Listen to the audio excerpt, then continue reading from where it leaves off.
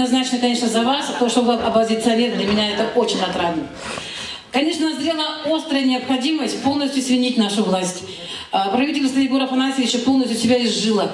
Мне лично очень... Я вот все, что вы сказали, знаю, я его Хана тоже знаю, читала его, то есть знакомилась с его идеями, мыслями.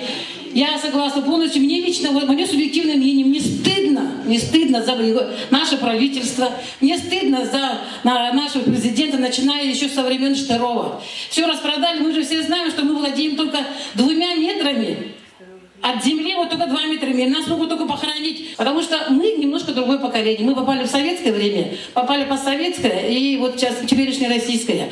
Но беда кроется в бюджетниках. Те люди, которые работают на производстве, сами на себя работают, они знают, что денежки нужно зарабатывать, они так просто с неба не сваливаются. А бюджетники, у них другая психология. Они сидят на готовой заработной плате, их ничего не волнует.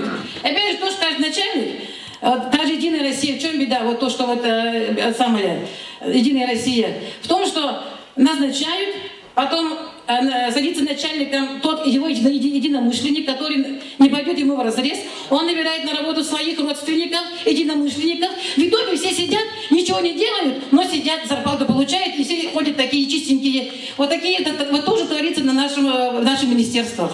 Вот почему наши молодые специалисты не могут на работу без блата, все знают.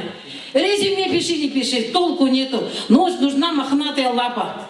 Причем еще нужно никогда не идти против своего начальства. Тот, кто тебя принял на работу, и т.д. и т.д. и т.д. и т.п. В общем, я много говорить не буду. Я за вас. Все, кого я знаю, конечно, не буду тоже за вас. И то, что у вас есть УКАН, это очень здорово.